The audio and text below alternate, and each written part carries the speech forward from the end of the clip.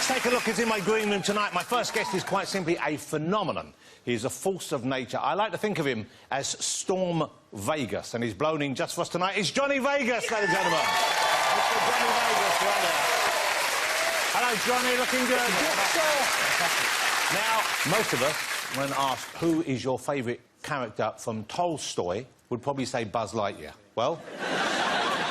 well, that's all changed thanks to my next guest who stars in the Sunday night classic series War and Peace. It's the fantastic Mr. James Norton.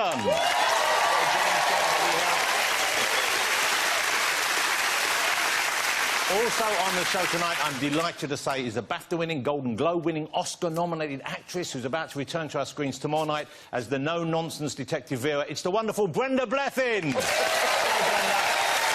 fantastic to see you here. And my final guest is a 12 times Brit-nominated, multi-platinum selling artist. At 19, he exploded onto the UK garage scene and went on to conquer the world. One person went woo for garage there, right there. We call it garage where I live. He spent the last 10 years in Miami, but now he's back. Ladies and gentlemen, it's Craig David. Craig David in the house, as people used to say. And Craig will be chatting to me, but I'm excited to say Craig will also be performing his new track, When the Bassline Drops, with his collaborator, Mr. Big Nasty, who's right there. There's Big Nasty. Hello, Big. You looking comfy? Now, the big trend online this weekend, I love this. One of my children showed me this. My daughter showed me this. She saw this and she's been doing this online, and she said, I might want to join. I thought we'd do it with the guests tonight. There's a trend on week that you Google your first name followed by the word glamour to see what picture comes up, OK?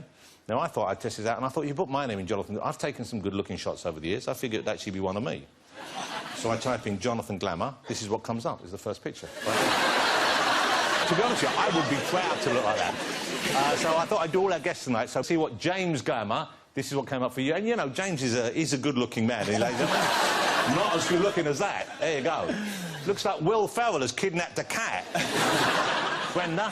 So if you type in Brenda Glamour, this is the first image you get. That is me.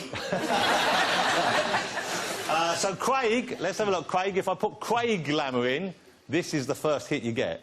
Look at that. Wow. Angelic, that angelic flow. He's angelic, he's a sweet kid there. OK, and if you search for Johnny Glamour, this is what you get. Boom. Oh. I'm not sure which one of the Kardashians that is, but... But he's the king of the Mexican ring. Nasty. Oh, gods. Yeah. I don't know if you ever looked for yourself on Google. No, I don't do that. OK. You type in Nasty Glamour, which, let's face it, that's asking for trouble already, isn't it? All right? But if you are stupid enough to type in Nasty Glamour, this is what you get. Hello. Hello, ladies. Well, just try me, warrior. Yeah. I don't know what he's saying, but obviously... Charger, cry out, my love. Exactly what I was thinking. Exactly what I was thinking. Let's get my first guest out, shall we, ladies and gentlemen? Hold on to your hats, it's the one and only Johnny Vegas.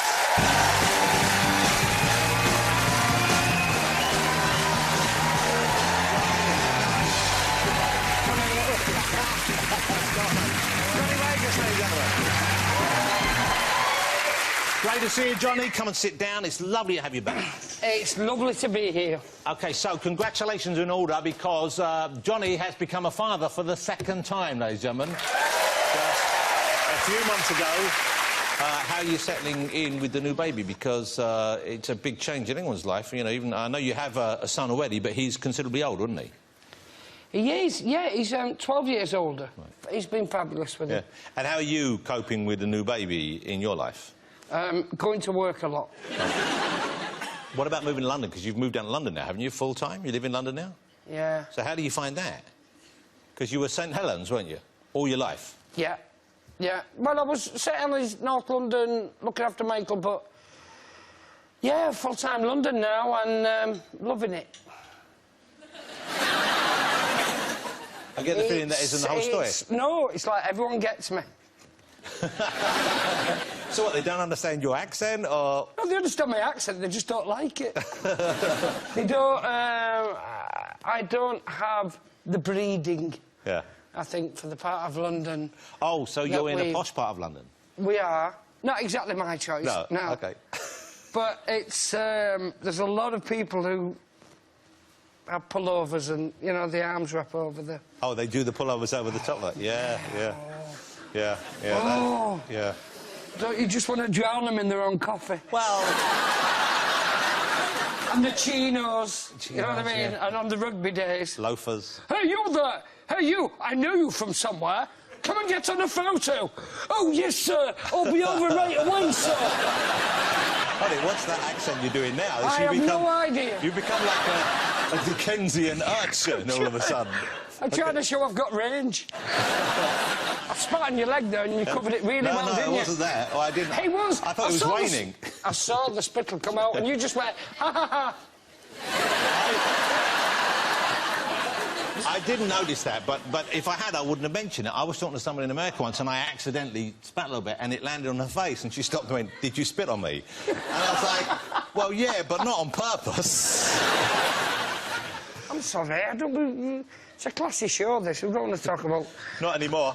Well, we both admit this is like a support group now, well, I know. It? Well, that's why I feel like with you, I feel I can relax with you and tell you these things. I mean, I was at home the other day and I was just... My mind was wandering and I realised suddenly I was drooling on the table in front of my wife. I was at home, nobody was there. And I'm not a very confident person with the body that God gave me, but I like being naked when I'm on my own. Well, who doesn't? Imagine, right, this. You've sat at the glass coffee table to watch a bit of telly. You're beginning to lose me now, I'll be honest with you. I mean, you had me with the naked at home, but why are you sitting naked on your own glass coffee table? Because I'm out the shower and I like to air dry. I'm not a fan of towels. Yeah, but why on down there? Because it creates friction and heat and then chapping. Yeah. But why a glass table, Johnny? Because now I'm thinking of what the view would be like from underneath. I mean, why did you have to add that detail? Why couldn't you just sit on the table? No, it's a glass top on a coffee table to stop stains and stuff. But when you've... She's going to kill me now. Oh, you started it. No, because she doesn't know this. When you've sat on a glass coffee table... I've never sat on a glass coffee... I can't even say it anymore. You never go... Not on a glass table. I'm going to go for it, especially naked. I don't take my clothes off just to sit on a glass coffee table. Well, I'm sorry. I've been walking around the house. You come down, you know, you make it... the kettle's boiled, you're out the shower, you just feel like having a bit of woo. Yeah. Sit on the coffee table... Get up, get ready, come down, your wife's come back and goes, "I wish you'd use a coaster."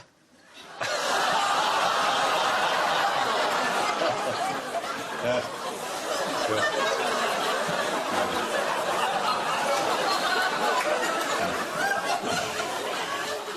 And she's already committed before you can stop her. You see her going in, but it's too late. That's totally changed the tone of the show. Yeah. Well, I'm delighted to say Johnny's back. How many people here are watching Benidorm here on ITV? You watching brand new series. So tell me, what's happening with your character now? What's happening on Benidorm? Where do we see you going? Emotionally, he's building all the time. He's found out that he's adopted. Yeah. He's dealing with that. I think it's brought him a bit closer to his mum. But now his sister's been introduced into the mix, and they do not get on at all. Yeah. She's a recovered alcoholic. So it's quite an emotional storyline then, really. I mean, I know it's a comedy show essentially, but that's quite an important issue you're dealing with there. Well, it is, but in Benidorm, everyone deals with it by drinking. Yeah.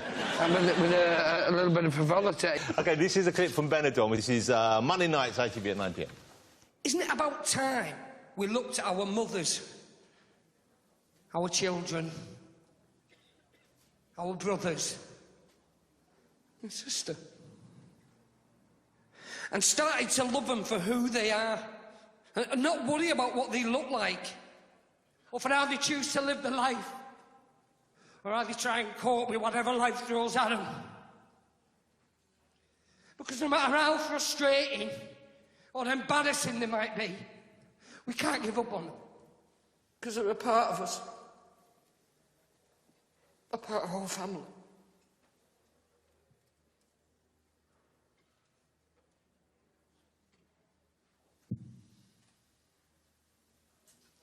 You take down.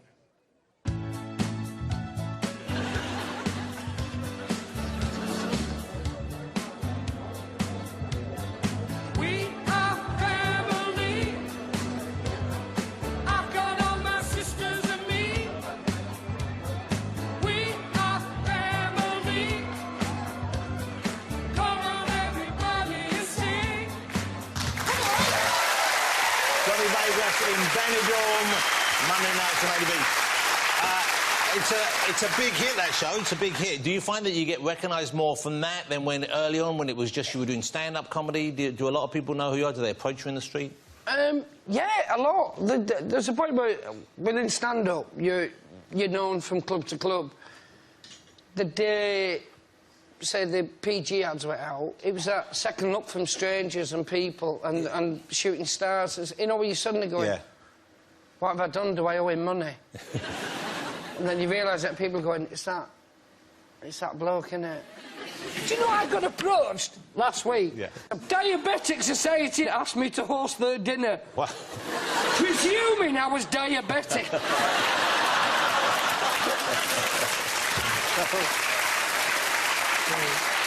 There was a doctor up at Granada years ago. You know, you have to do the health checks. Yeah, yeah. Before you... And every time I went in and he tested me, I swear to God they had a book running. Because he seemed gutted. He'd come back and go, you're not diabetic. Like he had money riding on it, like it was the Royal Ascot of fatties. But you're not diabetic, we should establish that. No, I'm not diabetic. You know, I'd love to host your gala ball, but I can't say I'm in there with you. Well, you know what I mean? In the diabetic trenches. Well, maybe you don't Because need... I'm not. Somehow, I process sugar really well. Okay, so I've seen this photograph of you. This is your acting photograph, because I know you're doing more acting now. I've seen this, and this was quite a serious picture of you. I was surprised because, you know, but no. So this is Johnny's headshot for an actor, and that looks like quite a... Oh! Yeah. I think there's someone from the Diabetic Society there was very excited. But that's quite a moody shot of you there, Johnny. It's only missing that, isn't it? Yeah. Look at the state of it.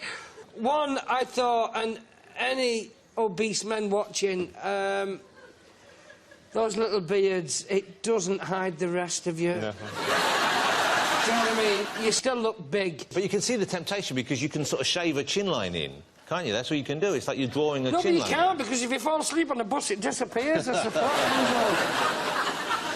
I've got to update my picture. I keep saying I will. Yeah. That was a long time ago, and it was that thing of going, hey, I'm on the scene, I'm acting now, take me serious, work with me. But I suppose it must be a difficult thing to choose the picture that's going to represent you. So people say, that's the guy I'm looking for. That must be difficult. James, let me ask you, what's your picture like for your acting work and your kind of headshot? What's it like? It's pretty sombre and very moody. Yeah. But mine's quite recently updated. OK. So where we've got your current one, this is James' current one here, OK, you can see, and that's a good look. That's a ridiculous chin, obviously, I don't know. But then we've got your old one here. There you go. Wow. You see, which actually still looks great. You look great in both of them. And yet, neither of them scream children's parties. No. Because you're riding high right now, but, you know, sometime soon, you'll be in a back garden trying to blow up one of them London balloons. James, have you ever done a children's party? I did low. I did about 300. Hold on, what? Yeah. Really? Johnny's been reading my... Yeah, I did it when I was at drama school, keep myself financially afloat. What sort of things did you do at children's parties? So I wasn't a clown. I did games. And what sort of games would you organise? Well, lots of games with parachutes, that kind of thing. What, where they'd run under it? Or when they'd actually jump out of planes? Yeah. You know, cat and mouse. Well, we'll play. I've brought one with me. We'll have a little go. OK. You brought a parachute? I wish I had. Great. I feel so underdressed. Yeah. You come ill prepared this evening, and you haven't even got diabetes, which was a lot of my questions were about. I've just been told in my earpiece that James has diabetes. James, you are diabetic? I am, yeah. Holy. So... Well, then, James, why am I being harassed to present this when you should have been there? Because until tonight, it's never been said that I'm diabetic. In fairness, James, you must really hate me. No. I was quite entertained by it. I was a bit jealous that I didn't get asked myself, but yeah. Don't say that, James. You know what No, phone I call don't you're going to mean get tomorrow about morning. I mean the fact that you wouldn't look visually like someone who's expected to be diabetic. No, there were two types. OK, sorry, go on. Well, one's... Hold it, let's get you out and we will grill you about your diabetes. You know what? There's got to be a better intro than Yes, here he is to discuss. We're not this morning. But this is a... But I'm now excited by this topic. I've got the two types of diabetes on the table right here in front of me. The one who has it and the one who's going to have it. I've got them both right here. You know what I'm saying? So this is like an experiment. What are we doing? Somebody presumed I was diabetic. I'm not. Okay. We've found a genuine diabetic who's a guest. Yes. That is a wonderful starting point for taking diabetes seriously. Yes, I'm keeping that in mind. I'm just a fat git.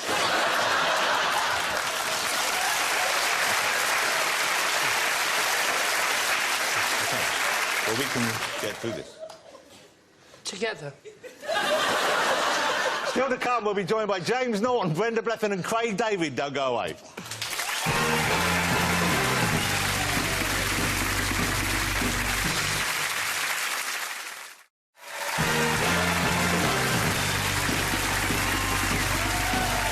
Welcome back, ladies and gentlemen. I'm still here with Johnny Vegas. Let's get my next guest out. He has been the highlight of Sunday evenings in War and Peace. It's the brilliant actor, Mr. James Norton, ladies and gentlemen.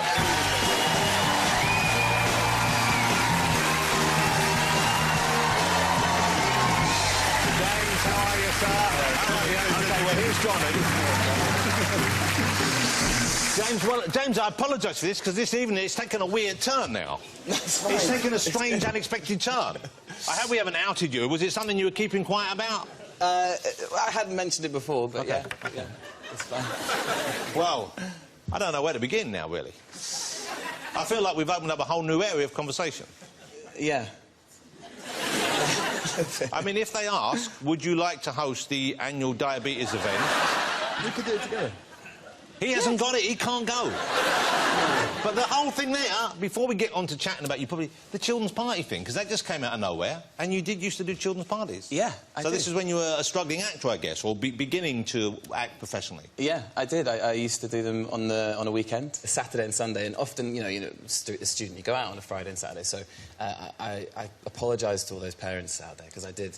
There was one occasion when I had had a bit of a night out and hadn't had about 2 hours sleep, and the company gave me the number of my assistant and the number of the parents who I was doing the party for, and I rang the assistant. I said, "Listen, mate, I'm not sure if I can face this. I've just had a horrible night out, and my eyes were red. And the idea of facing 50 little shits and stuff." Yeah. Went on for about a minute and a half, and then the end of this phone call, the guy goes, "Sorry, mate, who do you think you're talking to?" And I'm like, Chris, my assistant. He goes, "No, I'm Mark. I'm the dad." Wow.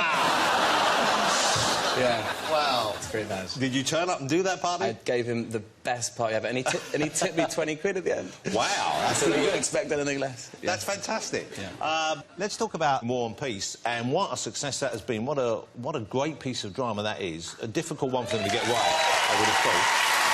And you are tremendous in it.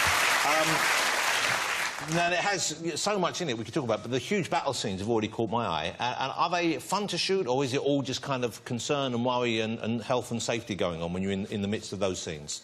There's obviously a bit of health and safety, but there's a lot of stunts and explosions, but they're a lot of fun. I mean, I had an army of 300 Russian extras behind me and a sabre, and I was walking forward towards the French, and I, pulled it out and shouted, "Charge!" And then I hear this wall of sound behind me from this guy, "Charge!" It's like a 8-year-old's dream. The little boy in me goes, "This is amazing."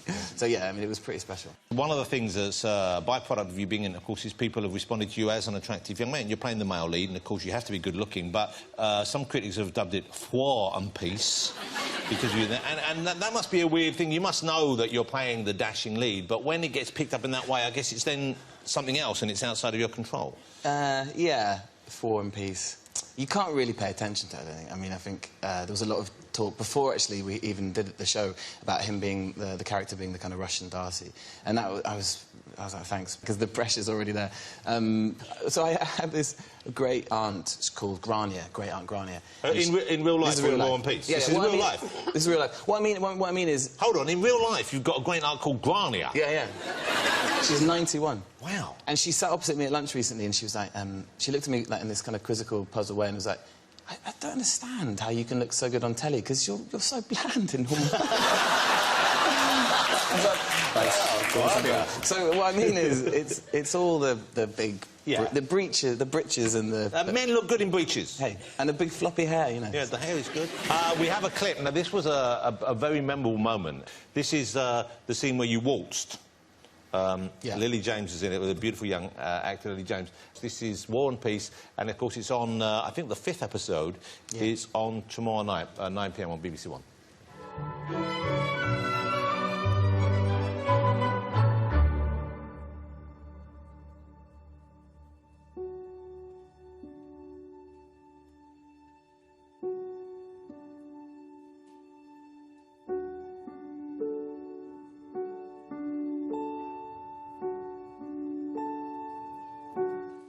That's a lovely... what a beautiful, romantic scene. That's beautiful. And your dad appears in it as well, doesn't he? Yeah, he does. My dad is getting more press than I am. Yeah. He comes occasionally... There he is. He comes occasionally... most jobs I do, he comes as an extra for a day, because he's retired and it's a good way for him to see what I do. That's so sweet. So he can be there, you can still have that relationship with him, and he can be at work with you. That's nice. Yeah, it's cool. I mean, he's getting a little bit cocky now. He's done about 6 jobs, and he turned up to War and Peace. On the way over, he called me and was like, I think I fancy myself as a count, if you can sort that out. No, you'll be a Cossack. He's a peasant. Keep him in his place. And then on Grantchester, he fell asleep in one of my sermons. Everyone was there in a very sombre scene, very attentive and, you know, really committed to it. And then the only person, like, a mouth open... So he'd genuinely fallen asleep? Genuine. It wasn't even a performance. So Grantchester, you're doing another series of Grantchester? Yeah, we are. We've just finished... We finished filming it late last year, so yeah, it's coming out in spring. So it's coming out on ITV, and if you haven't seen Grantchester, of course, you play the kind of detective vicar. Yeah. Is that a fair way of describing it? I guess it is. Yeah, and with the wonderful Robson Green as the sort of sidekick policeman. It's a great, fun job. When you are a good-looking young man in your line of work, when you take your shirt off, sometimes the newspapers, they get excited about that. Sorry, I got confused. That wasn't for you, Johnny. Oh, sorry. I thought that was for me. Sorry, Joe. And in Grantchester, there have been some scenes, I believe, haven't there? There is, yeah. There's often this discussion about the kind of the pole dark thing, because since that moment last year... With Aidan, with his shirt off, cutting with the scythe. There's no scything. And I don't think in the first scene of the second series, Robson and I are swimming. But it's not in a cynical way, I don't think. It is true. I think if you are going to get your kit off, it has to be within the story. If it becomes distracting, then it's, you know, irresponsible. We have that clip. Really pleased about that. OK, so this is Grantchester, and as I said, this comes back pretty soon on ITV. Let's say for a minute I'm God.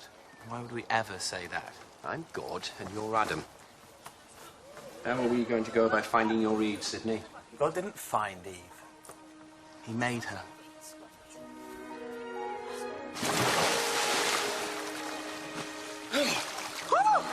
Made her. And I never did fathom that. Why a rib? Why not something you wouldn't miss, like a bit of hair or a toe?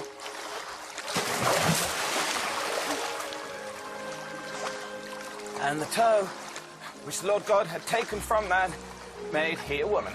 Man cannot live by bread alone. You get my meaning, Sydney? I never fail to get your meaning, Geordie.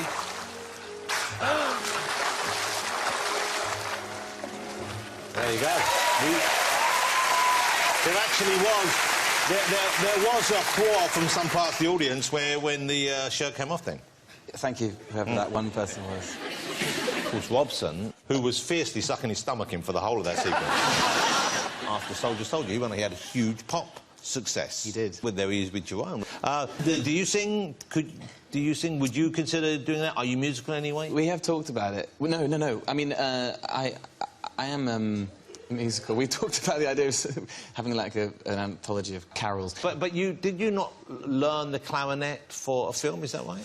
I did learn... And so that must be a fun part of the job, I guess, learning an instrument for a part. No, well, so I did play the clarinet as a kid, and then I did a film with Mike Lee, and when we were doing the early meetings, he said, do you play an instrument? I said, I play the clarinet, and he goes, brilliant, you could... It was set in 1805. So this was Mr. Turner, wasn't it? Yeah. So he says, well, could you play a period clarinet? I said, OK, fine. So I spent the whole summer learning how to play this period clarinet, trying not to make it squeak, with, like, professionals, remade the mouthpiece, hours and hours grafting away at this thing, and then I got to the scene, my one scene, and Mike goes, yeah, you're just a bit too good. Could you make it squeak? So that was infuriating, but yeah. Well, you'll be pleased to know I have a clarinet here this evening. You do? Yeah. Do you really? Yeah, we actually... Yes, I do. I always have a clarinet under my desk. We always do. I don't know why. Can you still play it? Yeah. Would you play it? I'm thinking Johnny you should play the clarinet. Can you play... What's the... is it not Cadbury's? What's the... Oh, you mean Coronation Street? That one. There we go. It's not a bong. Yeah. You don't pass it around. Where'd you put your... He's gonna...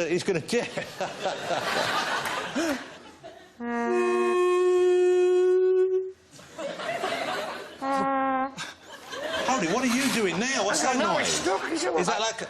That's my party trick. What is... Oh, so you did... You... No. Asshole! I should not have found me calling He then. made that noise, not you. I can do a mouth trumpet. Well, can't we all?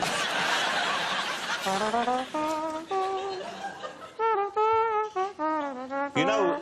Wait, we should... we should jam. Right, go on.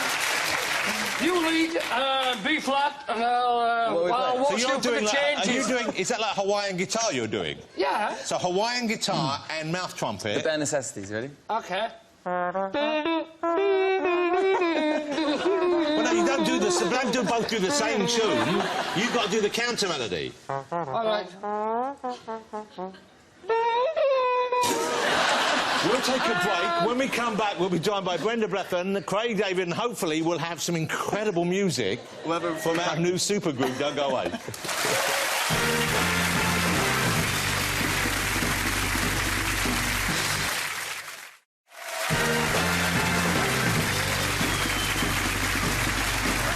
Welcome back to the show. Now, as we went into the break, James and Johnny here were talking about performing for the first time together on British TV.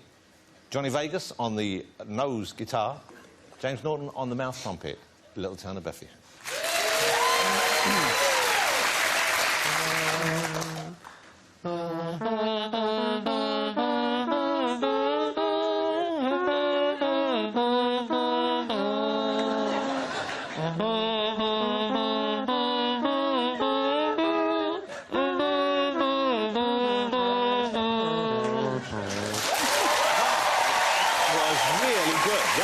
Really good. Big Nasty, you can't human beatbox, can you, by any chance? I got a little something. I'll give you bass. I'll add bare bass. Let's hear a bit of bass.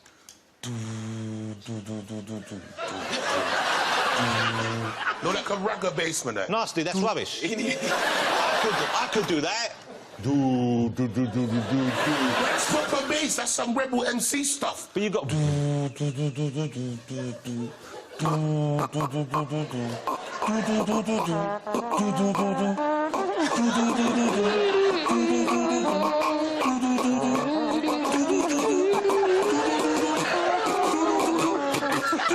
can smell a BAFTA. I can smell a BAFTA.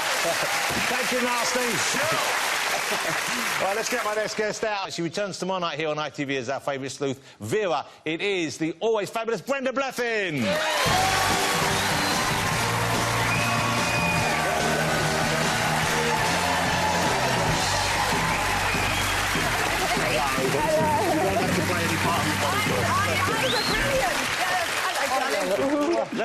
Let me just check. Do you play any part of your body, Brenda? I do. Oh, no, mouth really? Trumpet, yes. You can do mouth trumpet as well? Yeah, I was joining in out there.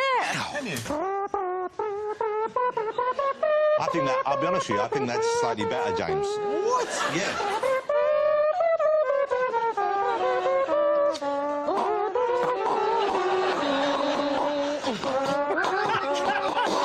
That's good. That is good. beatboxing. All right.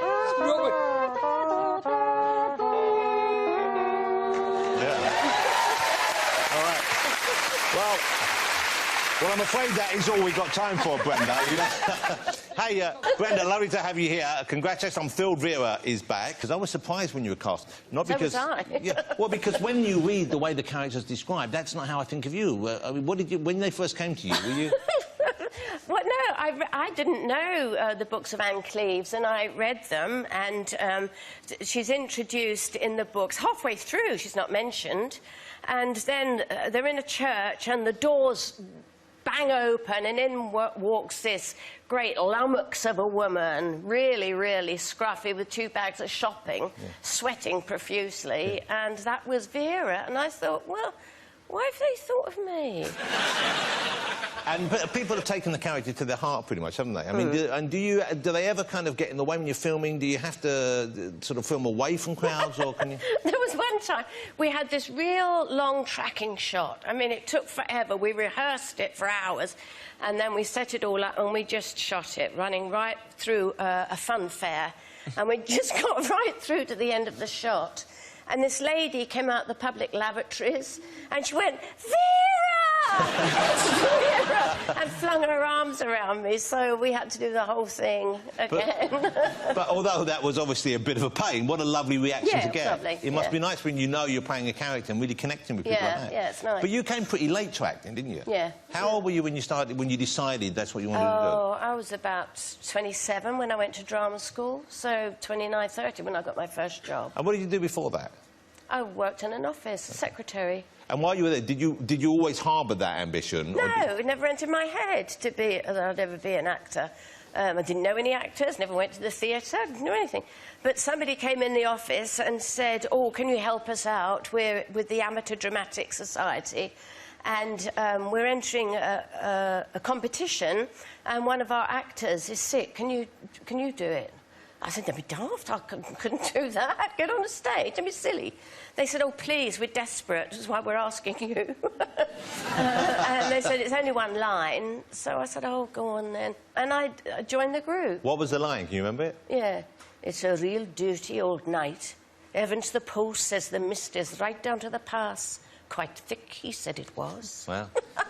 But it's strange they wanted you to play a Jamaican in that first part. Because you're not time, really. But Vera's been such a huge hit. This is starting tomorrow, Serie 6. So why do you think it is so popular?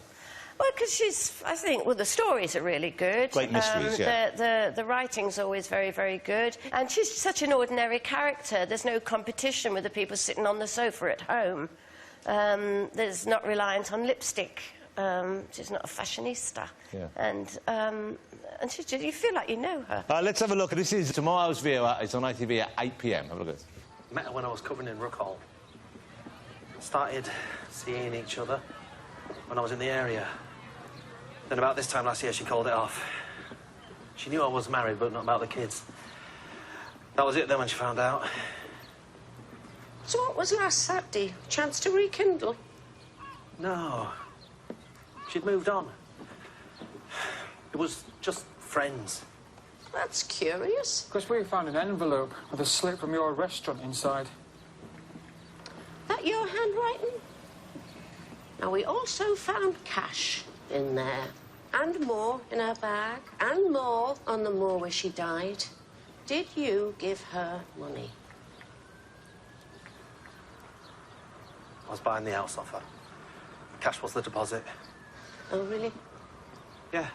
You know, without an agent. She said she needed money quickly, so I said I'd help her. Now, it's your wife owns this place, isn't it? So would it be fair to say you used your wife's money to pay your ex-lover? There you go. That's Vera. Back tomorrow night, TV. So you shoot that, I guess, you shoot up in Northumberland, up in that region? Yeah. OK, yeah. and do you take your dog up there? You've just got yourself a dog, haven't you? Well, oh, I love my dog. Yeah. I don't know whether I'll be able to take him or not. There he is. What's his name? Jack. And he's got a... What's that? He's like a magician or something? What's he doing? His ball lights up. Wow. Yeah. That's a useful talent. So he's a... What breed is he?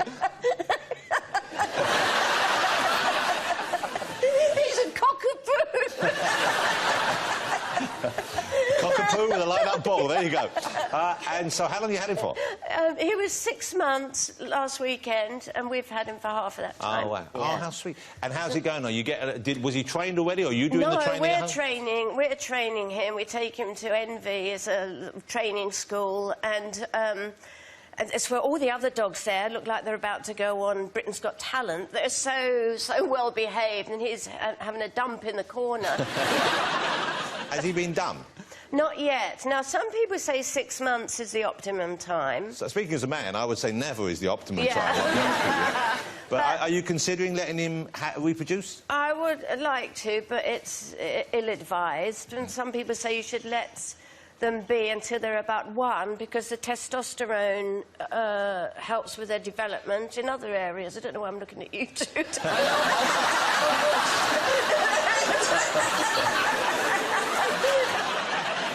Have you had dogs before? Never. So this is the first, and I got him the day I finished Vera. Not a good idea. Really? Why not? Because I was so tired. Because it's a full-on job. Yeah. I mean, it's about 15 hours a day, and I'm in all of it, so it's you know, hard really work. long schedule, yeah. And to pick up an untrained puppy on the day I finished wasn't a very good idea. But he's lovely. I'm desperate for a dog. Do you have any pets? I keep insects, but they're not really pets, are they? What sort of insects? Lice. No, open your window, put the light on. It's really good fun. This. If you need to chill out at the end of a long day, open your bathroom window, get all the moths in, close it, put a board down with a candle in the bath, and have a drink, and turn the lights off and lay in the bath and watch the moths play moth aircraft carrier. And they come down to land to the candle and take off again. And you can do a kind of Alpha Bravo, you're coming in too hot, Johnny, are you actually married? Yes. OK. Ladies and gentlemen, as I said, Vera is back Sunday nights on ITV, starring the fabulous Brenda Blethyn. Thank you, Brenda. Still to come, we'll be joined by Craig David with music from him and Big Nasty. See you after the break.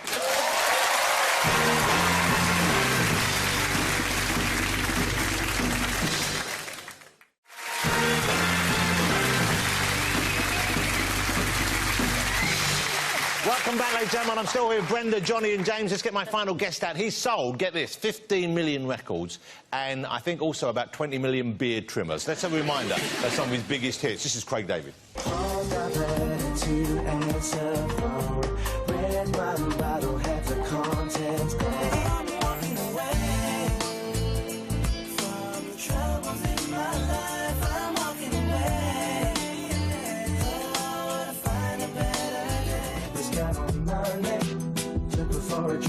Tuesday, we were making love on Wednesday, and on Thursday and Friday and Saturday we chilled on Sunday. Ladies and gentlemen, it's Mr. Craig David.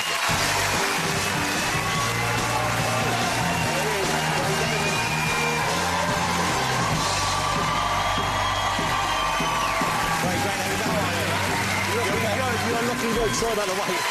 You know Johnny, you know James, you know Brenda. Great to have you back. You okay? Yeah. Wow, I'm loving.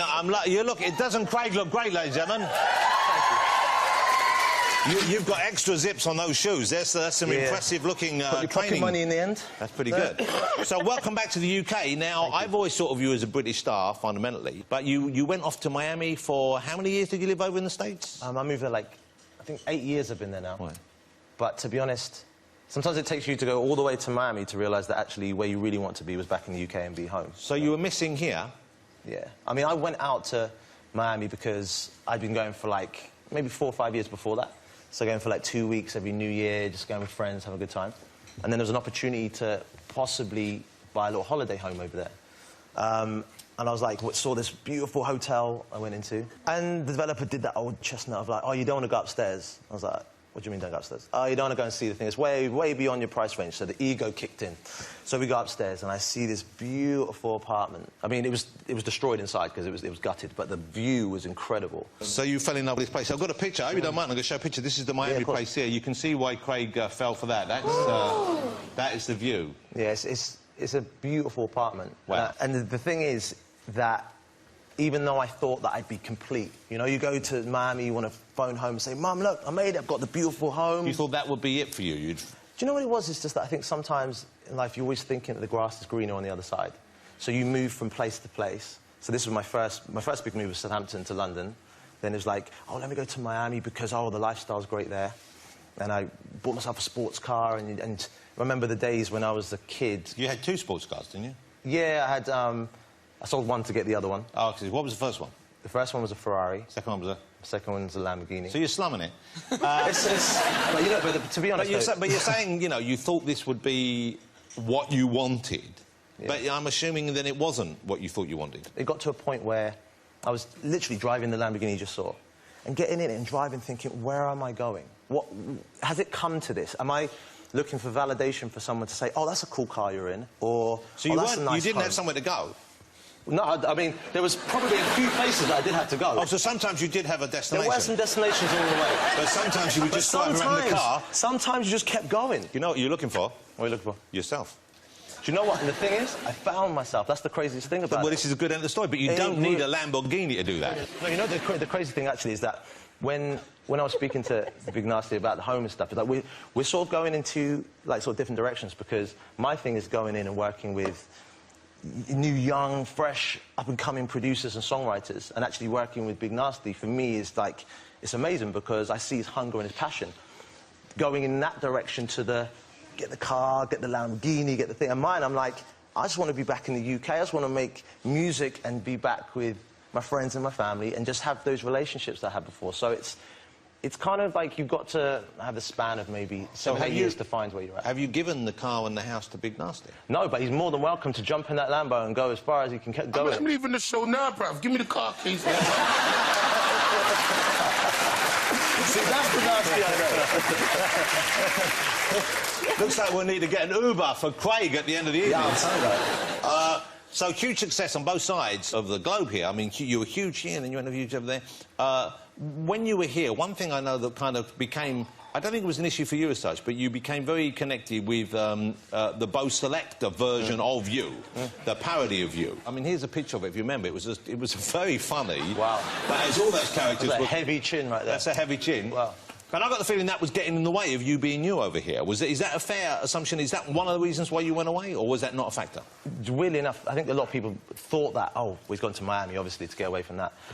For me, it was actually at the point when that was happening, which actually was, to be honest, it was absolutely fine with me, because I remember Spitting Image before that, and they had all different caricatures. I mean, and there were so many people on the show. Yeah, I mean, he did so many people, and he was not... Yeah, he did me. I mean, he just happened to... Here's a picture of me. I got off just as badly as you. There you go. I forgot about that one, you know. Yeah, I haven't. But it was weird, because at the time, if someone had said to me then, you know what you need to do?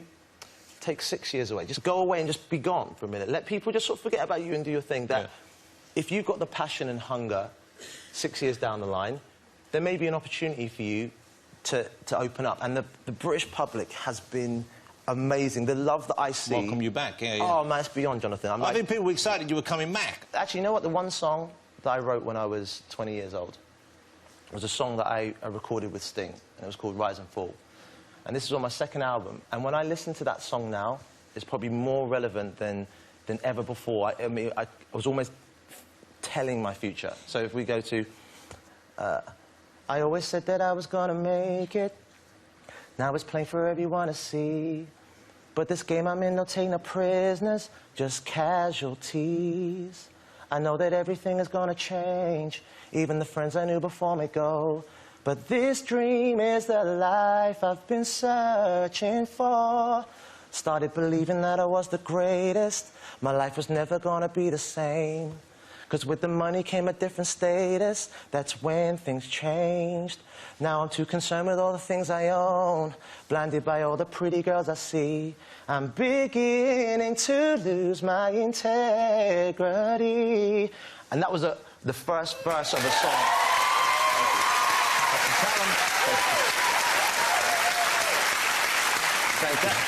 That was lovely, Craig, but come on, we've got to get home soon. I was talking about something that actually my whole career has been through, the rise and fall of my career. I experienced it. Before you even knew it? Before I even was at this point where actually I'm back in the UK and the British public has shown so much love for when I did a Justin Bieber cover of Love Yourself. People were going crazy. I saw this love like, where have you been? What are you doing? Where are you going? And to have that love and just think, you know what? I'm so passionate. I just want to deliver right now. And you know what that was, Craig? You know what that feeling was? You'd come home. You're absolutely right. So welcome home. I feel that. Craig David, ladies and gentlemen. Great to have you back there, man. Craig David's going to perform with Big Nasty. Craig, if you want to go on over to Mr. Craig David, he's going to perform live this evening. Thanks to all my guests tonight. They've all been famous. Johnny Vegas, James Gordon and Brenda Blethyn, ladies and gentlemen. Thank you, guys. But now here he is performing When the Bass Line Drops. It's Craig David with the magnificent Big Nasty. What? Yo, Nasty. Oh, go on, bro. It feels good around here. Real talk. Yeah. All my ladies. Oh, yo, my. It's about to go down. It's that garage sound. It's for my ravers. Ravers. Getting faded, faded. Ooh, yeah. It's for my ravers. Wavy gang. I know you've waited, waited. Down. This one's going out. All my people locked in. Turn your speakers up. It's right now we're going in. Bringing you them vibes. Ready for the weekend. It don't matter where you are as long as you're here with me. You will never heard nothing like this. Better listen up, otherwise you're gonna miss. And I ain't even guessing you. You will never heard nothing like this. Better listen up, otherwise you're gonna miss. When the bass line drops, you know what to do, baby. Yeah, yeah. When the bass line drops, you know what to do. Go something like all on you, yeah, all over you, all on you, yeah. Large up the DJ. All on you, yeah, all over you, all on you, yeah. All on you, ooh yeah, all over you, come on, all on you, ooh yeah. Round me. All on you, yeah, all over you, come on, all on you, yeah. You're not so people know this like. Bass, feel a bad girl like a sandwich. 2 bottles and more, we still standing. This one's out to the Charlie Brown. I'm loving it, old school anthems. Smelling like cocoa, but I'm in Versace blue jeans. Ben Sherman top with blue jeans. Going in, living my movie. Ben Terkers, I'm a steppers. It was art, I would dodge that baddest. In the corner, smoking the maddest. PDL, Base defense league. Asbo Britain. I'm the sound of the streets coming through your area. Big Nasty, all over your neck. All on you, yeah, all over you, all on you, yeah. To all of my DJs. All on you, yeah, all over you, come on, all on you, yeah. Rings around town. You never heard nothing like this. Better listen up, otherwise you're gonna miss. And I ain't even guessing you. You will never heard nothing like this. Better listen up, otherwise you're gonna miss. When the bass line drops, you know what to do, baby.